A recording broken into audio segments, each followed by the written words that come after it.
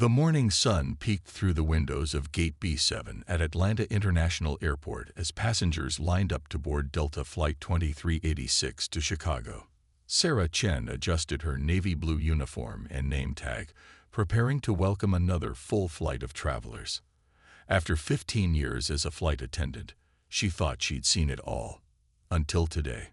The boarding process went smoothly at first. Business travelers hurriedly stowed their laptops. Families struggled with car seats, and the usual buzz of conversation filled the narrow aisle.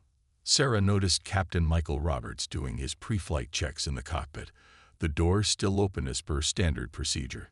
His commanding presence and crisp uniform reflected his military background, though few passengers would know about his decorated Air Force career or the thousands of flight hours under his belt. Everything changed when Mrs. Eleanor Patterson, a well-dressed woman in her 70s, reached the front of the plane. She stopped dead in her tracks, her designer handbag clutched tightly to her chest, as she caught a glimpse of Captain Roberts through the cockpit door. Her face twisted into an expression that Sarah had learned to recognize all too well during her years in customer service. "Excuse me," Mrs. Patterson's voice carried through the cabin, louder than necessary. "There must be some mistake. I paid full price for this ticket, and I refuse to fly with someone like that pilot." The cabin fell silent. Passengers already seated craned their necks to see what was happening. Sarah felt her stomach tighten, but years of training kicked in as she maintained her professional smile. "Ma'am," Sarah began softly, trying to move the situation away from the growing line of passengers. "I assure you that all our pilots are highly qualified professionals. Would you please take your seat? We're on a tight schedule." But Mrs. Patterson wasn't finished. She pulled out her phone, waving it like a weapon. "I want to speak to the person in charge. The real pilot. Surely there's someone else who can fly this plane." Sarah noticed Captain Roberts pause in his pre-flight checks, his shoulders tensing slightly. Several passengers had their phones out now, recording the scene. A young girl tugged at her mother's sleeve, asking in a stage whisper why the lady was being mean. The mother quickly shushed her, looking embarrassed. The tension in the cabin was palpable. Sarah could feel her heart racing, but her voice remained steady as she prepared to handle what was quickly becoming a viral moment in the making. Behind her, she heard Captain Roberts's chair creak as he stood up, and she knew this ordinary Monday morning flight was about to become anything but ordinary. The confrontation escalated quickly as Mrs. Patterson planted her feet firmly in the aisle, refusing to budge. Her voice grew louder, attracting even more attention from the already watchful passengers. "I demand to speak with someone in authority," she insisted, her perfectly manicured fingers gripping her designer purse so tightly her knuckles turned white. Two more flight attendants, James and Maria, rushed forward to assist Sarah. They exchanged knowing glances, having dealt with similar situations before, though perhaps not quite this blatant. James stepped forward, his voice calm and measured. "Ma'am, if you have concerns, we can discuss them quietly at the front of the aircraft." But Mrs. Patterson wasn't interested in being discreet. She pulled out her phone and began recording, her hand shaking with what appeared to be both anger and nervousness. "I'm documenting this. I paid for first class, and I have rights. I want to see the credentials of whoever is flying this plane."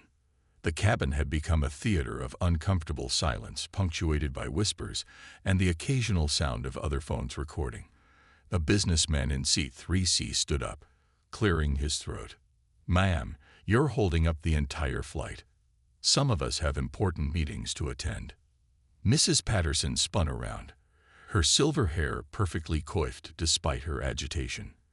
"Well, I'm sure you'd all want to know who's responsible for your safety up there." She gestured toward the cockpit.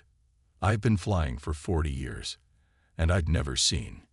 She was interrupted by a young girl, no more than 8, who spoke up from her window seat.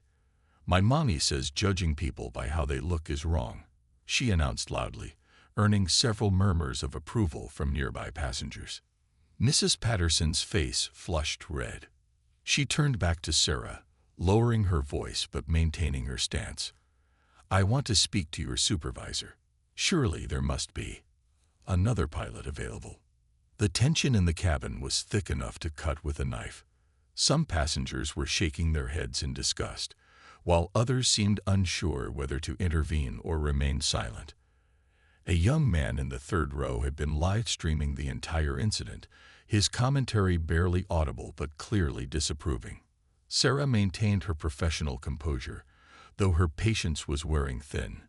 She knew Captain Roberts could hear every word from the cockpit, and her heart ached for him.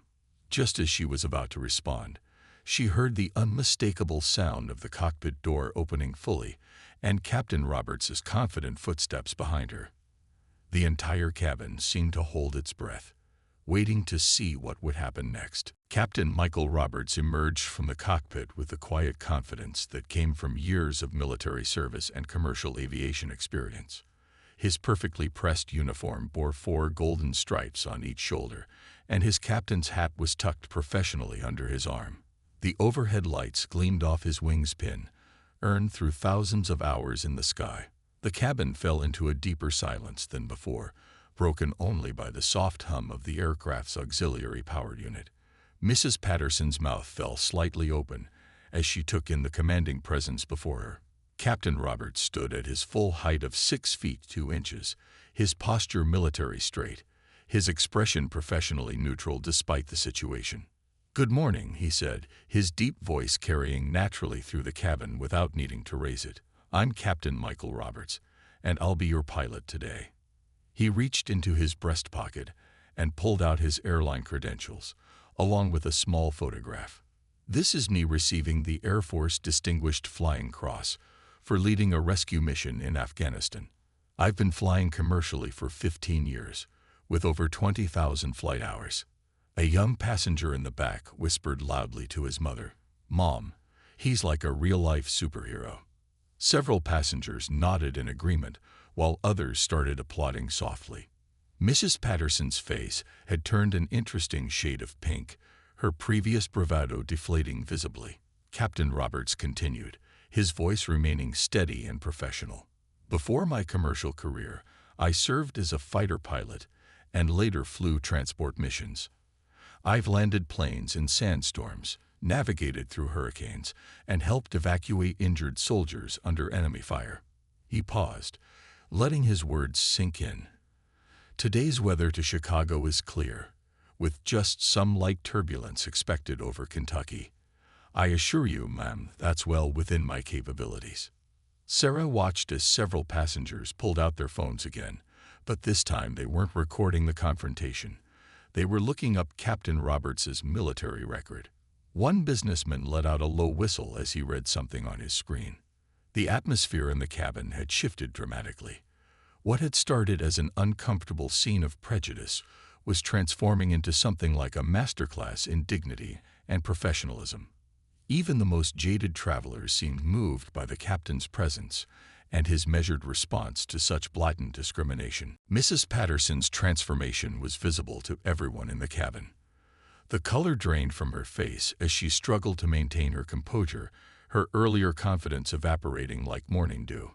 Her fingers loosened their death grip on her designer purse, which now hung limply at her side. The realization that she had just questioned the capabilities of a decorated military veteran and highly experienced commercial pilot seemed to hit her like a physical force. She opened her mouth to speak, then closed it again, resembling a fish out of water. Her eyes darted around the cabin, finding no allies among the other passengers. Instead, she saw phones recording, disapproving faces, and even a few smirks. The young girl who had spoken up earlier was beaming proudly at Captain Roberts, clearly impressed by his credentials. I didn't realize," Mrs. Patterson stammered, her voice barely above a whisper now. She fumbled with her boarding pass, nearly dropping it. The crisp paper trembled in her hands, a visible sign of her internal turmoil. Her carefully applied makeup couldn't hide the flush of embarrassment creeping up her neck. A passenger from the back called out, "Hey, I just Googled him." Captain Roberts was featured in Aviation Weekly last year for safely landing a plane during a severe storm. This announcement sparked a wave of murmurs through the cabin, and several more passengers began searching on their phones, each new discovery adding to Mrs. Patterson's visible discomfort. Sarah noticed how Mrs. Patterson's designer shoes, which had been planted so firmly in protest just moments ago, now seemed to be searching for an escape route that didn't exist. The older woman's eyes kept darting toward the exit, but with a full plane of passengers behind her, there was nowhere to retreat. The air conditioning hummed overhead, filling what would otherwise have been an awkward silence. Captain Roberts maintained his professional stance, neither gloating nor showing any sign of the hurt her words must have caused. His dignity in the face of prejudice made Mrs. Patterson's behavior seem even more shameful by comparison. Captain Roberts took a measured breath before addressing Mrs. Patterson directly, his voice carrying the same calm authority he used during turbulent flights. "Ma'am, I understand you have concerns," he began, making eye contact with her. "But right now, we have two simple options before us. First, you can take your assigned seat, and I'll demonstrate my capabilities by flying you safely to Chicago. Or second, you can choose to deplane and rebook on another flight, though I should mention that I have several colleagues who look just like me in the cockpit." The cabin remained silent, every passenger hanging on his words. A few nervous chuckles emerged at his last comment, but they quickly died down as everyone waited for Mrs. Patterson's response. "The choice is entirely yours," Captain Roberts continued, "but it needs to be made now. We have a full plane of passengers with connections to make and families waiting for them. My first priority is ensuring everyone's safety and comfort, including yours, but we also have a schedule to maintain." Mrs. Patterson shifted her weight from one expensive shoe to the other, her earlier righteousness completely deflated. Her eyes darted between the captain's decorated uniform and the exit door, calculating her options. The young girl who had spoken earlier was now whispering excitedly to her mother, "He's giving her a chance to say sorry, right?" Sarah watched as various emotions played across Mrs. Patterson's face: embarrassment, pride, uncertainty, and finally, resignation. The other passengers' phones were still recording, documenting every second of this moment that would likely go viral before they even reached cruising altitude. Captain Roberts maintained his professional demeanor, standing straight and tall, his presence both reassuring and commanding. He represented not just himself at this moment, but every pilot who had ever faced discrimination, every professional who had their capabilities questioned based on their appearance, and every person who had to prove themselves beyond what should have been necessary. Mrs. Patterson's surrender came in the form of a barely audible, "I'll stay." She clutched her purse close to her chest and shuffled toward her assigned seat in first class, her head bowed low to avoid the stares of other passengers. As she moved, a spontaneous wave of applause broke out in the cabin, starting from the back and rolling forward like thunder. Several passengers stood up, showing their support for Captain Roberts. A middle-aged man in a business suit called out, "Now that's what I call leadership." The young girl who had spoken earlier was practically bouncing in her seat, giving the captain an enthusiastic thumbs up. Sarah helped Mrs. Patterson store her carry-on, noticing how the woman's hands were still trembling. The other passengers were now openly discussing the incident, their voices a mix of disbelief and admiration for the captain's handling of the situation. Someone mentioned that the video was already being shared on social media, and several others were typing rapidly on their phones. A group of college students in the back began chanting "Best Captain Ever," before flight attendant James politely asked them to settle down. The atmosphere had transformed from tense confrontation to something almost celebratory. Even the most frequent flyers, usually absorbed in their laptops or phones, were engaged in conversations with their seatmates about what they had just witnessed. Captain Roberts turned to head back to the cockpit, and as he did, passengers reached out to shake his hand or pat his shoulder. An elderly veteran in row 2 stood up and saluted him, causing the captain to pause and return the gesture with military precision. The moment brought tears to several passengers' eyes. Mrs. Patterson sat rigidly in her seat, staring straight ahead, her face a mask of embarrassment, as she became increasingly aware that she would be sharing this flight with dozens of passengers who had witnessed her prejudiced behavior. The irony of her first-class seat now feeling like a front-row position to her own public humiliation wasn't lost on anyone. The video of Captain Roberts' dignified response went viral before Flight 2386 even touched down in Chicago. By the time they landed, the clip had already reached millions of views across social media platforms, sparking intense discussions about prejudice in professional settings and the persistence of racial bias in modern society. Local news crews waited at O'Hare International Airport, eager to interview the captain who had handled discrimination with such grace. Captain Roberts used this unexpected spotlight not for personal gain, but to highlight the experiences of minority professionals across all industries. He spoke about his journey from a small town in Georgia to the Air Force, and finally to the cockpit of commercial airlines. The incident inspired a wave of change within the aviation industry. Airlines began featuring more diverse pilots in their promotional materials, and flight schools reported an increase in applications from minority students. Captain Roberts started receiving invitations to speak at schools and aviation programs, where he shared his story with young aspiring pilots. Mrs. Patterson's viral moment became a teaching tool in corporate diversity training sessions. Her initial prejudice and subsequent realization resonated with many who had harbored unconscious biases.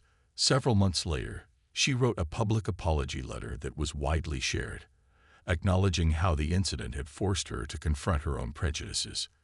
The young girl who had spoken up during the incident, Emma Thompson, began taking flying lessons at her local airport. She kept a photo of Captain Roberts in her logbook, and 2 years later, he surprised her by attending her first solo flight celebration. The image of them together in front of a small Cessna, both in pilot uniforms, became another viral moment, this time celebrating progress and mentorship. Sarah Chen, the flight attendant who had witnessed it all, noticed a subtle but significant change in passenger behavior in the months following the incident. There was more respect, more acknowledgement of crew members as professionals rather than just service providers. The incident had humanized the people behind the uniforms. Delta Airlines created a scholarship program in Captain Roberts' name, specifically aimed at supporting minority students pursuing careers in aviation. During the scholarship's inaugural ceremony, Captain Roberts stood at the podium, looked out at the eager faces of future pilots, and simply said, "The sky belongs to everyone."